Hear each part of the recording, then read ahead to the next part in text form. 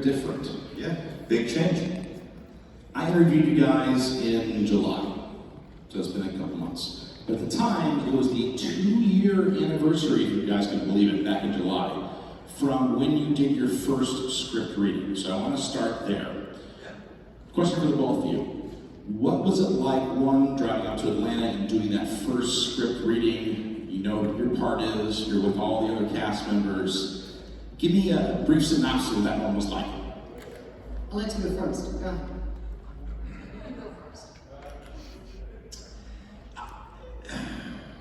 First of all, the fun part was my little brother called me and said, hey, so May before June 28th-ish.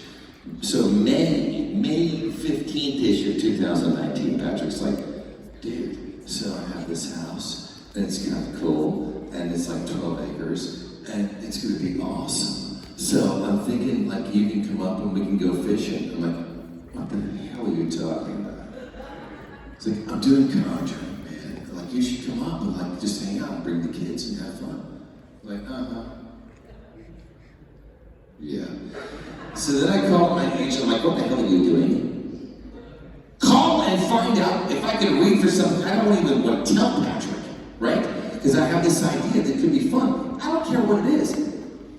There were 3 parts that I read for him, and I really loved them. And then it got into the last one that I refused to do that was 1 part, 1 line. And the line was, you can't take much more of this that you actually saw. But it was on my script, Earl. And I was like, I don't even look, I didn't want to do it. I'm gonna look like an Earl. I mean, I could try, you know, it takes weeks. And so then I did it like, we'd like to offer you the part of Earl. And then I called Patrick, like, hey, you guys should do it. He's like, what script? I'm like, your Conjuring script, you moron. Of course, the Conjuring script. So it's like, what's on page 19? So it's like, it's Earl and Ted. He's like, there's no Ted in the script. There's no Earl in the script. I'm like, another agent to just need. Okay, so anyway, he's like, whoa. Ted is Ed, I'm Ed. Earl is Carl. You're the dad. You just got the dad. And I went, well, I guess, because, I mean, what the hell, you're in charge, right? But, you know, I just wanted to kind of like let that go. Then to read those parts together with the entire cast and to hear the story and to feel like, I mean, it was about two hours, right? Yes, And we had someone reading like what was happening when we weren't doing anything. It was magnificent. I mean, at the end, I kind of walked away like, not only is Patrick going to buy me like scotch tonight, but this is a really incredible team, all the way around from top. And then they shot the reading, so then we can kind of have that discussion with the writers. And I mean, you know, the team, which is a pretty venerable team. Well, my perspective of that is different. Just have to say. So I auditioned. You're so lucky. I auditioned for this. I was not under a Conjuring name. It was a different name. And then I, auditioned and put myself on tape. Then I get a request from my agent saying, "Okay, the director wants you to put up a few more takes.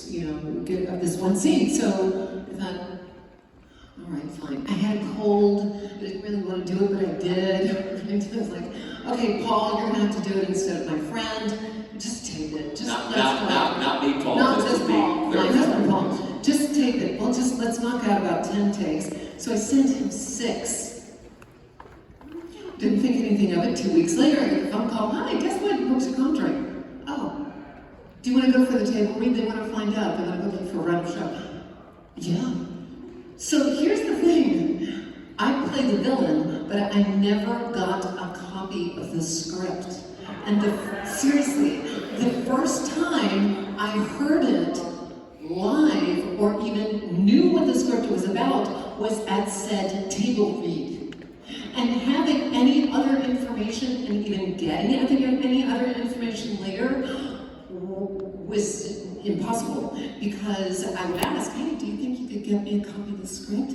And, oh no, we sent you your sides, you're fine. When really, I'm in the whole thing. I mean, I'm the one who does the chaos. So having access to that, I had no access until, later, a year later, then I got a copy of the script finally. And went, oh, thank goodness. A year later? Yes, a year and a half later. And I'm just going to tell you, how incredible was her performance?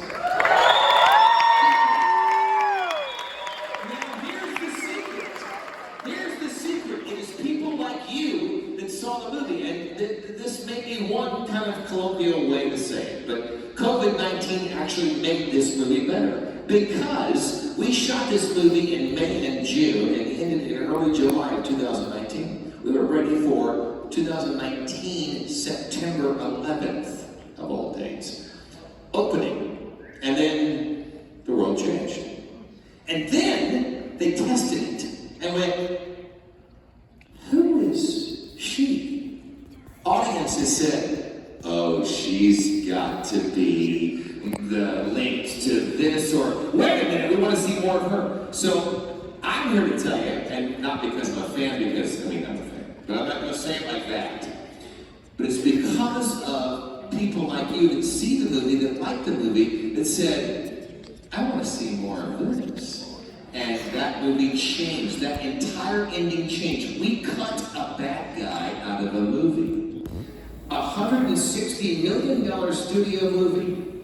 Cut a bad guy out of a movie to simplify it to this bad guy. Yeah. Yeah. Fact. So Eugenie, it is true. I was going to ask that question, but thank you for bringing it up anymore. Thank you. I mean, sincere thank you. You have a very physical performance. Not a lot of lines in both the original casting when you were reading, you were being asked to do a lot of physical performance. And then once you got the role, you had a lot of physical performance to do. So talk through your preparation, what was and perhaps wasn't you on screen as far as body goes. Okay, so let's go back to the original audition. This was originally a page and a half, 2 scenes, in a page and a half. And so I didn't think much of it. And then when I went to the table read, then I realized, uh-oh, I'm only does all this bad stuff. Okay, wow. No wonder why I'm booked for a run of show. That's really fantastic. But, so there was a lot of physical, in the first incarnation of my character, there was a lot of physicality. And with our director, he's, you get these wonderful surprises when you would walk on the set. And, okay, this is what we're doing. And I think, okay, well, on my script it says one thing, but okay. So, surprise! And so you had to be in pretty good shape because of these surprises. I did, however, though, in regards to physicality, we had incredible stunt people that we worked with. And I got to train with them the first go-round and the second go-round because this movie is very precise in its reality or recreating reality. And it had to look believable, and I needed to look believable, and there were certain things I knew I couldn't do well. So if I trained with them, they would teach me, this is how you hold this physicality, this is how you accept the pain, this is how you hold the knife, this is how you go into someone, you charge someone. I didn't know any of that. So the second go round of this, which was filmed in February of this year, 2020, I worked for days with some people. Is that the answer to your question? Is that what you wanted? So in regards to physicality and the stuff that I did do, the ending, a lot of the physicality, the attacking Vera, that was all us. The ending was all me, except for the 1 second when I collapsed on the ground. I did not collapse on the ground, that was a stunt double. But you literally had to figure out how to yeah, I did all that. Someone says, oh, can you show me? I need to go, how many seconds? 3 seconds. Yeah, my body does this weird stuff. I mean, it looks weird, but thank goodness that's filming. I just want to put a pin in what she just said. Did you hear when she said she shot that? Do you know when the movie opened? June 5th. So barely a couple months later, they were done shooting, and that's the movie that you saw.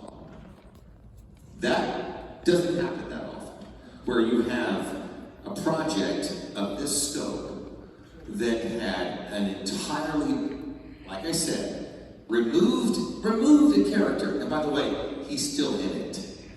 They found, because they're beautiful people, the team, the producers and James Wan and the entire team, found a place for him. So, I could probably say that. Well, yeah, Davis. So, Davis is, yeah. his character initially was called the Beast.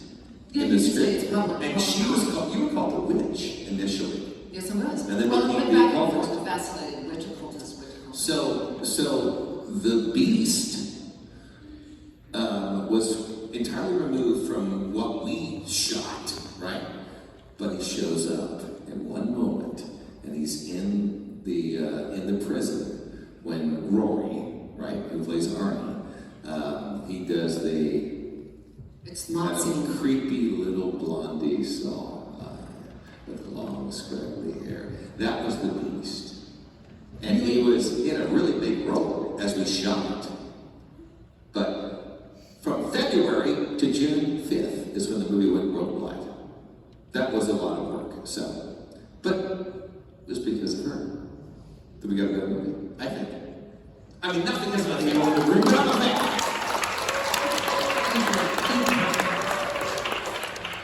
So, Bob, the movie opens with your dynamic with the family and sets the tone for the entire film. Talk to us about how you found your character, both understanding the family dynamic and what you were drawing from, but in a personal story, I know this is going, what was it like to act against a family member with your brother? Piece of cake. I mean, who do you think taught Gene Kelly how to dance? Frank Sinatra. I played, my character's name was Carl Glotzel. Now, I shot for 19 days.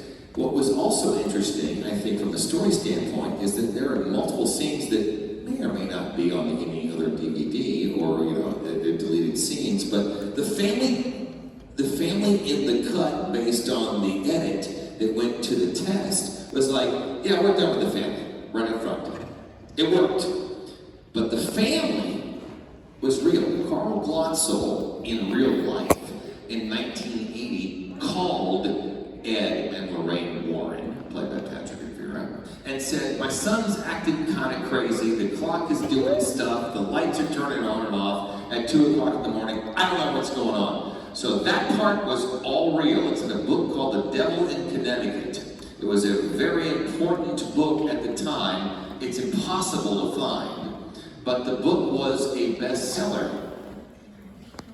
Then the story turns into someone stabbed somebody 19 times and pled for the first time in American history. Not guilty by reason of demonic possession, and the jury believed him. So the charge was reduced to manslaughter. He served 5 years, and he came to set, and we met him. So yeah. That was moving. Working with my brother was a lot of fun. I've done that before. Working with real people and a real subject matter. And, you guys are seeing just a sliver of what that family went through. Now, in history, the Glotzel family, Judy and Carl Glotzel, have more or less, although they said for the purpose of the book and the story, yeah, this is weird stuff happened. And they did have an exorcism of their son. Carl Glotzel's dead now. His family have more or less kind of been, I'm not sure that's exactly how we remember it. So there's a little bit of that going on, but that was a #1 bestseller. That was a lot of responsibility. I mean, next year you will see me play a president named Richard Nixon. You play a real person as an actor, that changes your perspective. Because whatever you think about that actor or that character, they were somebody's husband, somebody's dad. somebody's granddad, somebody's son, right? Carl Glotzel was a real person. It was very difficult to countenance that and then not do it as a caricature or with some kind of casual disrespect. But that was a heavy stuff. I mean, we were dealing with really real people, and then they came to set and we met them. That changes your perspective. Because then it's not like, hey, I'm going to makeup. Oh, I'm going to wear those shoes. That's awesome. Oh, guess what? You know, now I've got the trailer. Someone wants to meet you. That's Debbie Glotzel, who played the daughter, played by Sarah Catherine Hook. I mean, how great was she? My daughter's character, right? Sarah Catherine Hook. We met the real Debbie Glotzel, and by the way, she passed away 1 month before the movie opened. But she came to set and saw everything. She was married to Arnie. And Arnie was the one who went to prison. I mean, stabbed somebody 19 times. That would change your life. So, yeah, that's probably more than I expected. No, that was a great story. I hadn't heard that one before. Usually staying with the idea of family, I think one of the strongest points of the entire Conjuring series is Patrick and Vera's chemistry on set. It's amazing. I think everyone would agree with that. It's just magnetic. But all of the Conjuring films, this one included, is always about family. That's what the core of the story is, and I think this movie in particular has 3 different family dynamics. You have the Glotzels, you have the Warrens, and then underpinning your entire character is your relationship with your father, played by the amazing John Noble. So talk a little bit about working with John Noble, and then how that family dynamic, even though it didn't get to come to the forefront till the end of the film, how is that motivating your character and informing you as an actor? So working with John Noble was incredible. I can't say anything just horrible or anything about it because he... Even though you slit his throat. I'm sorry? Even though you slit his throat. Even though I slit his throat. That too, it's a difficult thing to do. The man has an interesting way of approaching his work. He talks through everything. It's kind of similar to Patrick, right? He has to talk through his motivation and why, and when he says a line, he says, well, oh, and then he describes the line and he says, what, oh, now he justifies the line. So in rehearsal, he's justifying his line, and then he speaks what his actions might be. Well, if I would be, because I'm your father, I would be doing this, or I'd have my gun, or I'd put my gun here, and I'm looking at him as an acting coach going, wow, this is amazing. Wait till I go back and tell my students about this. Because it's like an acting class for me. So actually being on the set was like an acting, my master class. So he's very kind. We worked well together. That whole throat cut thing, remember I was telling you we worked with stunt people? Well, there's a technique, believe it or not, to make it look realistic. I have never cut anybody's throat. I mean, I really wouldn't want to do that. So, you need stunt people to tell you how to do that. And how to hold the knife. How to hold a knife, really? So, with him, we had to really work on how does it make your head feel? Are you going to relax your neck? I mean, obviously, if you cut someone's throat, your neck goes limp. If it goes limp, what would look good for the camera, but also what would look good for him and what would support him.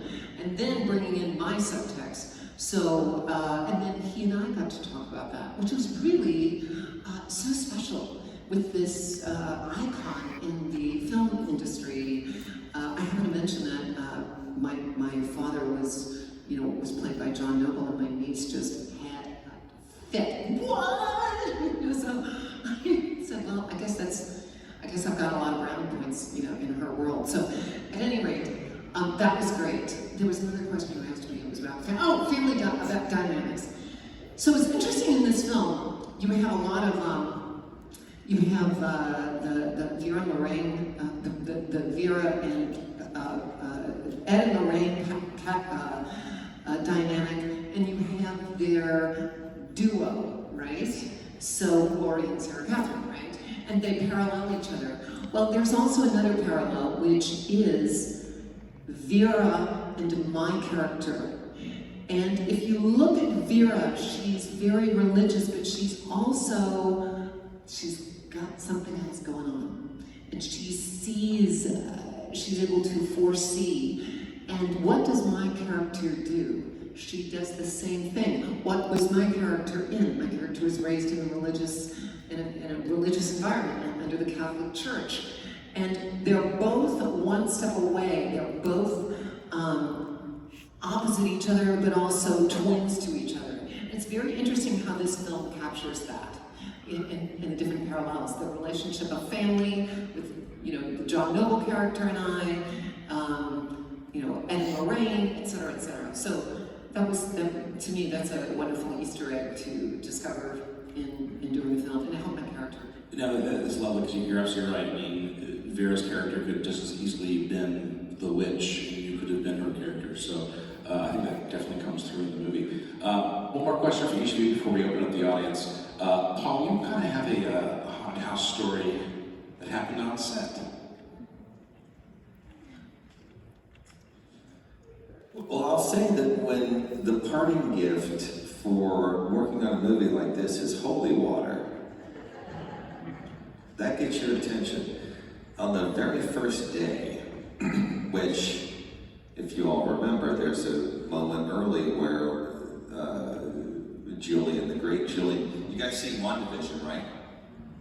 That's Julie, one of the sons. So my son, Julian, who plays David, was in WandaVision. Well, he was barely 9 years old when we shot that scene. It's a quick moment, but the camera is overhead of mine, and I'm in like a 1982, 1981, I think Dodge Charger. And I opened the trunk, and when we were rehearsing this scene, I said to Julian, I'm like, "What's your favorite toy?" He's like, "Legos, sir." I'm like, "Dad, sir, I'm Dad, by the way. For the purpose of the next 15 seconds, I'm Dad." So, in this box is Legos. Imagine Legos. And then you're gonna run in the house. And Michael Schaaf's, our director, our team, which was about 35 behind camera, and it was 96 degrees, July, right after the 4th of July, in Sonoya, where they shoot Walking Dead. Hot Atlanta. I mean, just pretty much like Vietnam, like it is here in July. But I digress. And so they're like, "Get him in the door in like 10 seconds. So I was like, "Dude, so imagine our Legos, right? Rehearse, cameras overhead, so camera over here, camera over there. And camera falls in, and then the ladies walk out. It was like, that's when you move into the house, right? They built that house in the soundstage, so all the interiors were shot in the soundstage. But that was the house from Fried Green Tomatoes. So it's like, it's kind of cool. We had the spectators. So it's like, it's awesome. Rehearse. Got it? Good to get it done in 10 seconds. Awesome. Okay, ready? We're going to go for a roll. Okay, everybody ready? Okay, and action. Boom! A compressor valve blew up on the back of the compressor around the corner of the house on the first take of the house that was possessed. And we were all kind of I'm like, okay, really?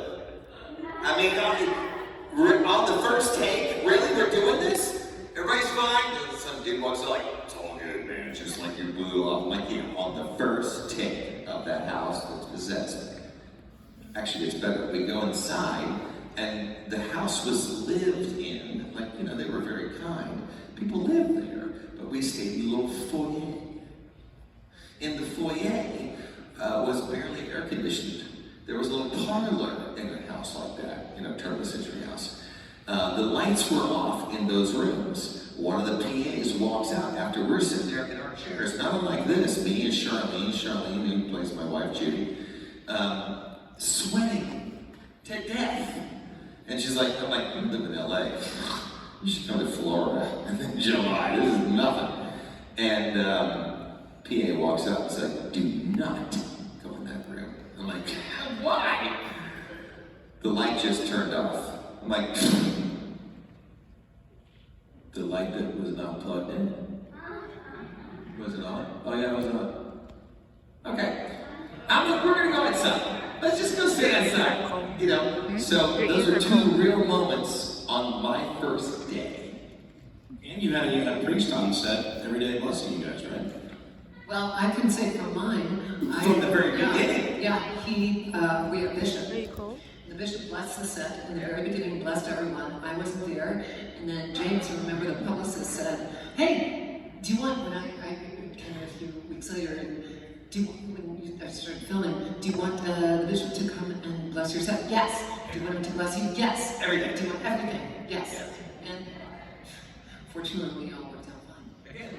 You know, sometimes if you have this really fun opportunity to ever work on a movie, of any kind, you might get a t-shirt, you might get like some cool, welcome to, you know, where you're shooting, but when you get holy water in a jar, blessed by the bishop, that shapes who you really are being, right there. Like, okay, mine's on my shelf in my office. I walk by it every day. So Eugenie, I'm sure you've seen this movie a couple times now. You've probably been in a couple screenings. But I was lucky enough to be sitting right in front of you and your husband for the last 15, 20 minutes of the movie. And bizarrely perhaps, when you were clocked in the head with a rock, the crowd cheered. And then when the devil comes to collect your soul, they cheered again. So, I saw your reaction because you're really about it. But what is it like being in a theater and listening to people cheer your own demise? That means I did my job. All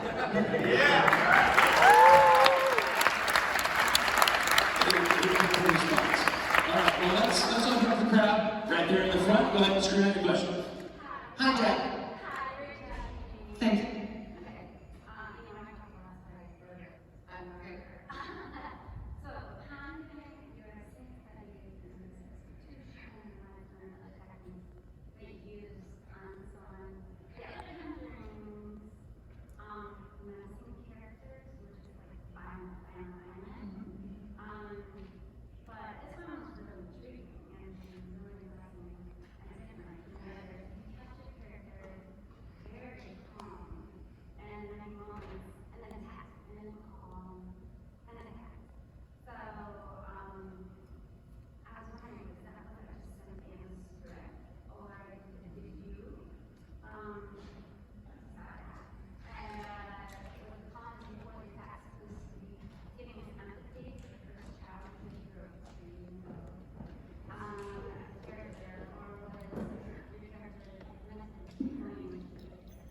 Well, it was all that. Before we were answering, just so that I heard the question.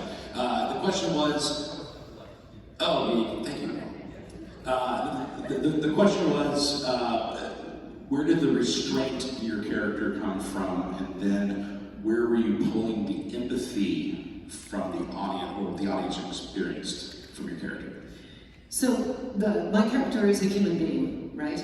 And so that's different from any other Conjuring. In any other Conjuring where you see the bad character, it's the manifestation of evil and da-da-da-da-da. But my character has an agenda and a want and a need and a desire and a deeper wish. So in playing that, you can come up, there are a lot of things to play around with. There's a humanity to this character, and as Paul Wilson clearly said, this character is just as his character is, the daughter. She is a daughter of someone that we see in the film. So in regards to this character specifically, she is being, it wasn't necessarily in the script. It's the choice that I brought to it. And when I brought that to it, and without even realizing I think I'm going to play her strong, no, that was something that was intuitive, that I thought, no, this is what she wants, and this is where she's going, and this is what's happening. She is a very strong type A personality, well, so is Vera, and it played off very well. She's smooth, she's efficient in what she does, and those were my choices that I decided to make. So thank you, Dad, for pointing that out and seeing that in that character. It really makes me feel good. Thank you. I hope that answered that question. Great A lot of question. mice are in there. Another question from the audience. Right up here. Where? Right up front. Oh, yes. Stand by, please. Stand by. So, I know with like, we're up here. Okay, thank you. Appreciate you. So I know with a lot of horror movies, like The Exorcist and whatnot, there's a lot of rumors of them being cursed. Did anything happen to you guys after the films? Paul, I don't have anything, Paul, do you? I have a limp, but I'm fine now. Because I stretch a lot. I'm gonna say, actually, Conjuring has been the gift that's kept on giving. I'm sure it's the same with Paul. I mean, hello. It's really been great. It's been a blessing. And people working that we worked with were amazing. So, yeah. And by the way, I'm going to say it right now with him and people like him and her. We're going to do this, and you guys, we're going to do this here. There's no reason to not do this here. Well, there's a little fire choice, but we can solve that. And that's the job, so. Thank you, of course. Movie is coming soon to Tampa Bay. Go ahead. Soon to Tampa Bay.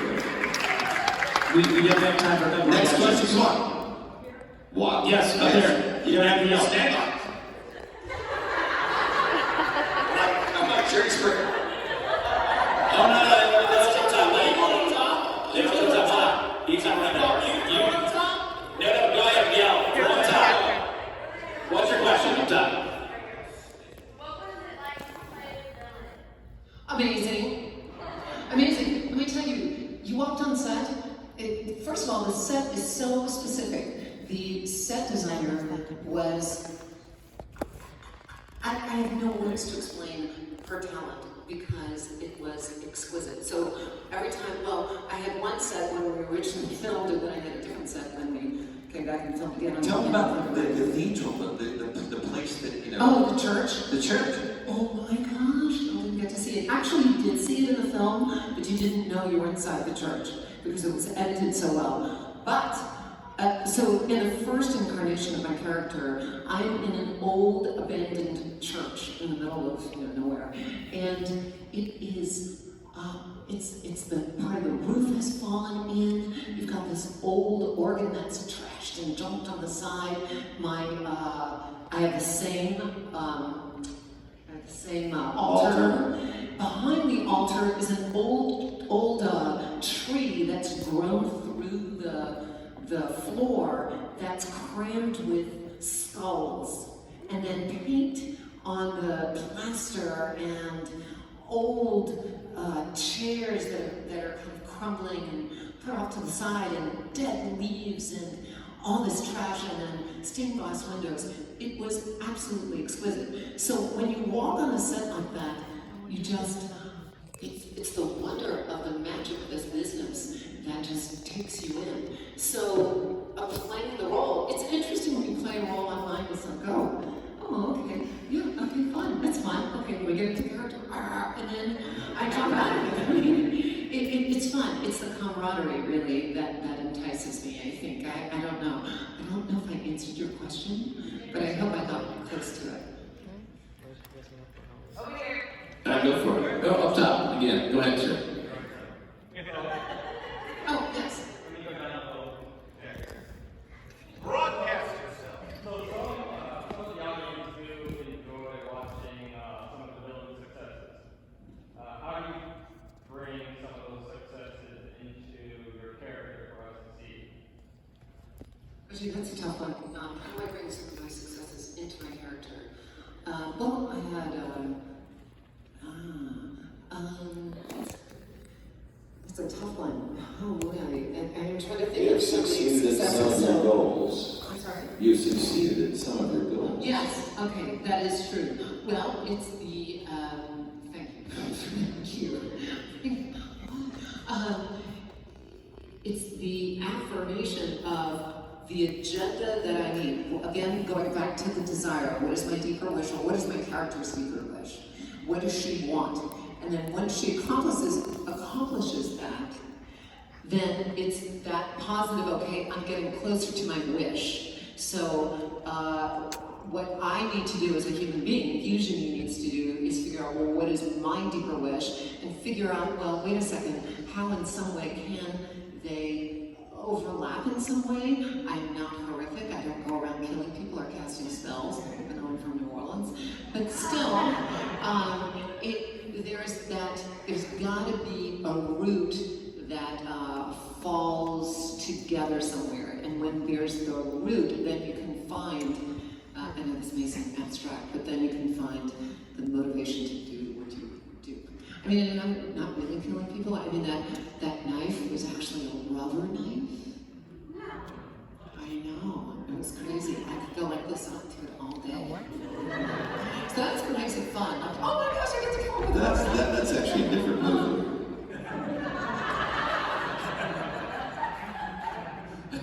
Go ahead, one more The question. European version. Yes. Yes.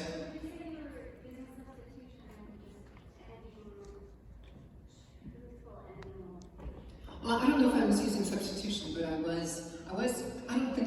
if I was being truthful enough, but I was being, well, yeah. I mean, again, it goes back to what does she want? And what do I want as a human being, you know?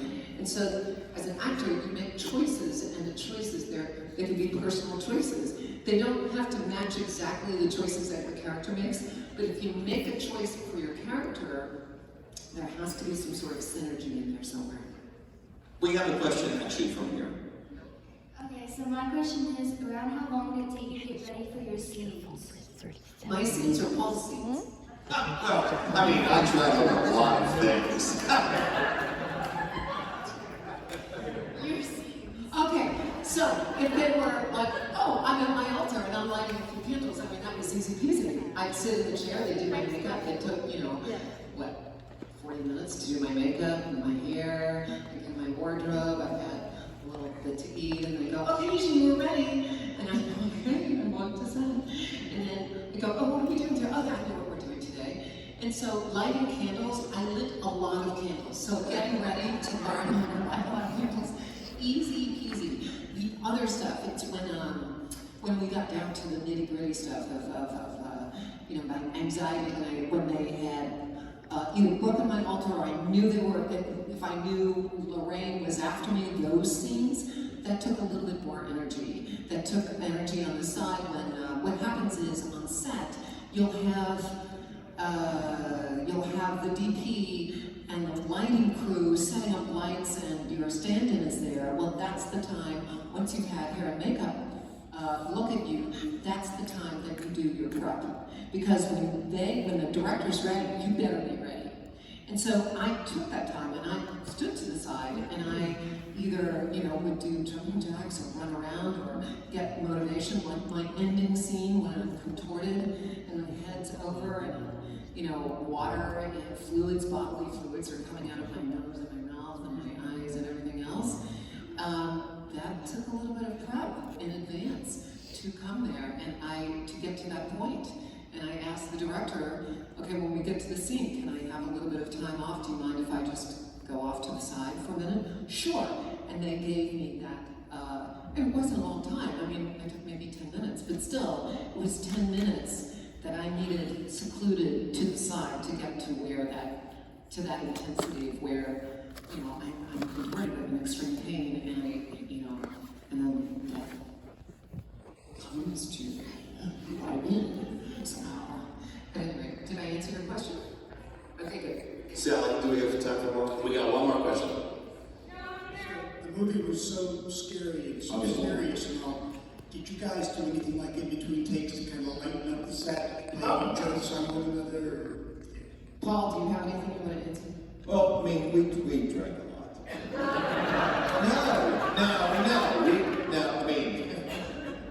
Maybe. No, I think at the end of the day, because it was so intense, I mean, you know, when you're doing a project like this, it's a big studio movie, you know, from my little stupid perch, you just wanted to kind of keep things light through it, because you're dealing with heavy stuff. And you're playing real people, and one of them stabbed somebody 19 times and killed them. So it's not like we're, I mean, even in Shakespeare, that's a little different. Especially when you meet the people that actually did this stuff. So I think we, all of us try to keep it kind of, our little makeup sessions. My first day I saw you was in infantry, right? We were on makeup, same thing. Exactly. It was like, hey, that's the fun part about the collaborative. It's the most collaborative business that I'll say, that I've ever known. And part of it is you want to have a camaraderie, and you want to be, you want to be really familial with everybody, because you're going to go to war with these people. And it's like summer camp. No one likes anybody at camp that acts like a jackass, because then you're out of camp soon. So you better get along, because it's going to be camp for a little bit. So one thing I remember saying, okay, so one of the things that it actually reminds me, thank you, Paul. I am my intrigued by what people do, right? So one of the things was, okay, you gotta light these things, and you gotta be very quick at doing it. It's like, okay, so I'd be quick, but then the candles wouldn't be quick in lighting, It's like you can only do what you can do. So here comes the pyrotechnic guy. Okay, I'm gonna get these candles lit for you really quick. And he puts some sort of like gel or something on the candles. Okay, bam, bam, bam, the candles lit really quick. What is about this guy? Who are you? How did you get in this? Pyrotechnics? Seriously? Another guy. So he tells me his whole story. That's intriguing to me. That's what we do in between takes. Another time, I had to crack. You probably didn't see this, but one of my things is that in that chalice, the chalice is very important because that's where my character does all of her casts her spells. That chalice is the center of her world. And one of the things she has is an egg, and inside the egg is a fetus. Well, our crew, our special effects,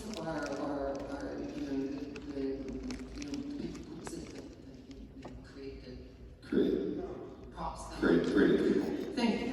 Props created about 10 or 12 different eggs. Now, they were real eggs. How they did this is beyond me. It looked like a real egg. They got a chicken fetus in there so that when I cracked it, the fetus would drop into the chalice. I'm thinking, how on earth does it look like without it feeling like, it felt like an egg. It didn't feel like clay. It didn't feel like anything else. It didn't feel like paper. It was an egg. How do you crack an egg and then put it back together again? It's like the impossible task, right? I want to know. So, that's what we do in between. I'm going to do that. Okay, all these things I put in the fire. What is that?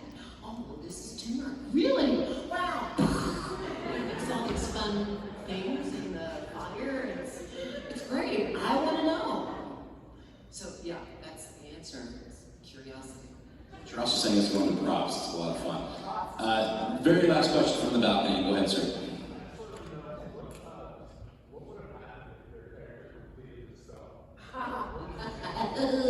World domination. I have no idea, but I'm glad. Everyone would have died, and I would have been, the queen of the world. And then there would have been no more Conjuring films. It's like, wow. Oh, that's right, the daughter. Yeah. There's always a sequel. Good. Well, you're our queen tonight, so thank you guys for coming out. Thank you.